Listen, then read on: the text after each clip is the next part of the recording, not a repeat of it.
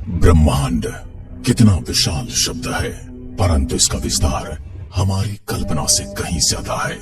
हमारी पृथ्वी इसी ब्रह्मांड का एक छोटा सा हिस्सा है, जो कि हमारे सौरमंडल का भी एक छोटा सा ही हिस्सा है।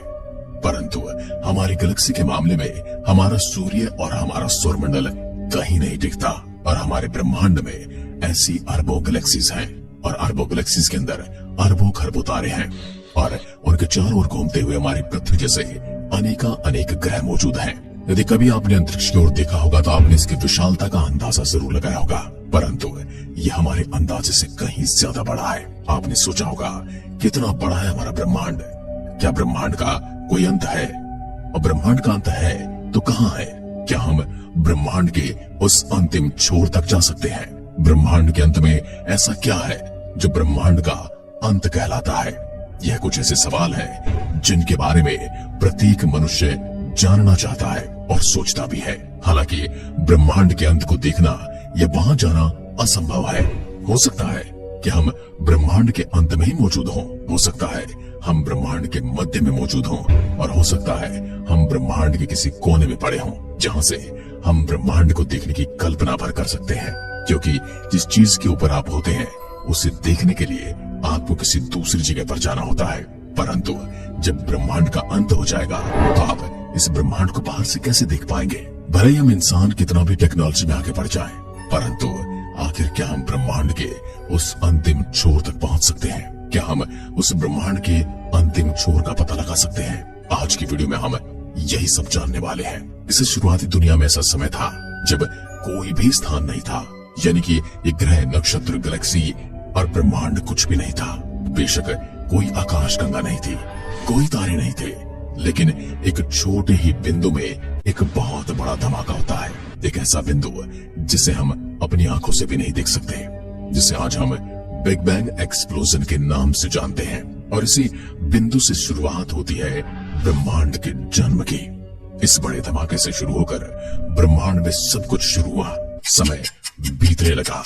यूं कहें कि समय का जन्म भी तभी हुआ था, लेकिन उससे पहले समय था ही नहीं। अंतरिक्ष का निर्माण हुआ, आकाश गंगाओं और तारों और परमाणु जैसे पदार्थ का निर्माण हुआ।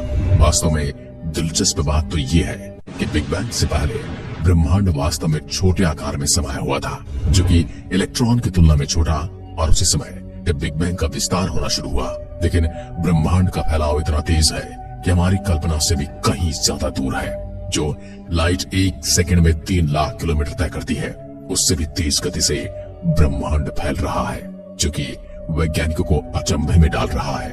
आखिर इतनी तेज गति से कोई चीज कैसे फैल सकती है? आइंस्टीन की थ्योरी ऑफ रिलेटिविटी कहती है कि प्रकाश से तेज इस दुनिया में कुछ भी नहीं है, तो ब्रह्मांड प्रकाश की तुलना में तेजी से कैसे फैल सकता है? क्या आइंस्टाइन की थ्योरी ऑफ रिलेटिविटी गलत है? ये बिग बैंग का सिद्धांत अजीब है। यह एक तरह की विडंबना है, एक तरह का प्रश्न चिन्ह है, जिसके आगे जवाब खोजने की कोशिश वैज्ञानिक कई सैकड़ों सालों से कर रहे हैं। लेकिन इससे भी दिलचस्प बात तो ये है कि ब्रह्मांड जो प्रकाश की तुलना में तेज गति से फैलता जा रहा है, उसकी थ्योरी ऑफ रिलेटिविटी कहती है कोई भी पदार्थ प्रकाश से तेज गति से नहीं जा सकता। ये दोनों ही अपनी जगह सही है, क्योंकि एक फैलते ब्रह्मांड के सामने में यह कोई विशेष पदार्थ नहीं है जो गति करता है, यह अंतरिक्ष ही है। यदि अंतरिक्ष खुद प्रकाश से तेज गति से फैलता है तो यह थ्योरी ऑफ रिलेटिविटी के खिलाफ नहीं जाता है। लाइक, शेयर और सब्सक्राइब करना ना भूलें। जैसे जैसे ब्रह्मांड का विस्तार होता है, आकाश गंगाओं के बीच की दूरी धीरे धीरे बढ़ती जाती है। पहली नजर में आकाश गंगा चलती हुई नजर आती है, लेकिन वास्तव में यह अंतरिक्ष का विस्तार कर रही है। ऐसा लगता है जैसे एक दूसरे से दूर जा रहे हैं। ब्रह्मांड अभी भी विस्तार कर रहा है, यानी कि दो चीजें ट्रेवल कर रही हो या न कर रही हो, परंतु उनके बीच में जो खाली जगह है वो फैलती जा रही है।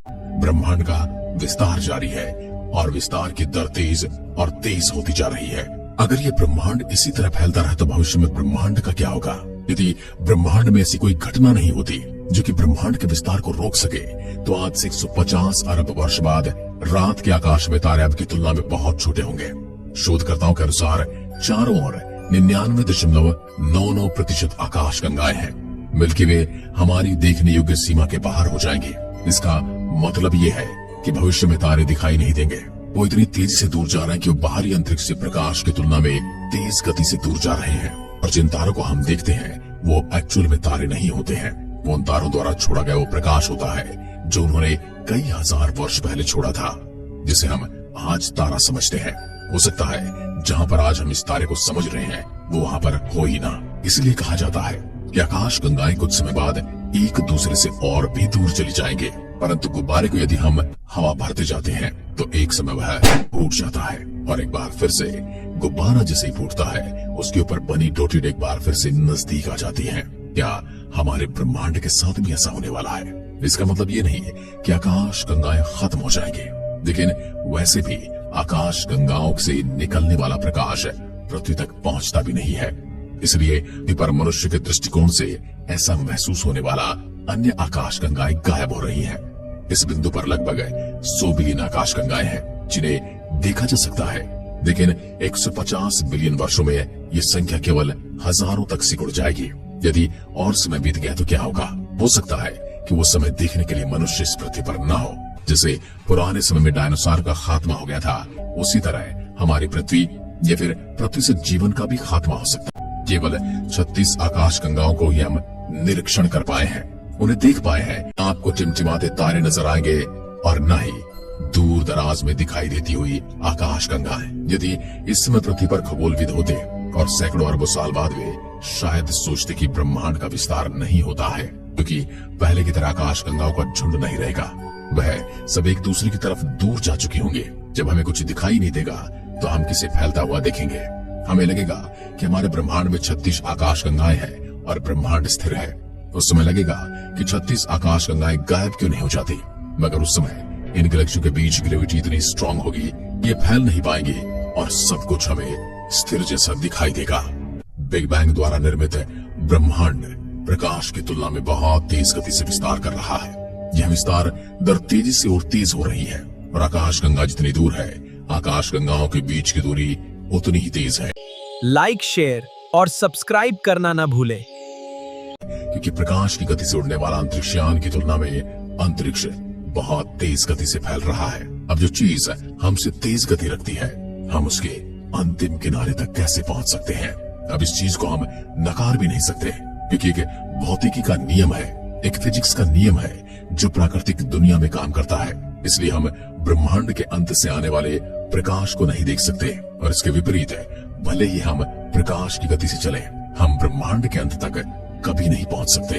अंतरिक्ष प्रकाश की तुलना में इतनी तेज गति से फैल रहा है कि प्रकाश की गति से तेज न तो हम किसी चीज के दौड़ने की कल्पना कर सकते हैं और न ही ऐसा कोई यंत्र बना सकते हैं कि उसके अंत तक पहुंच पाए।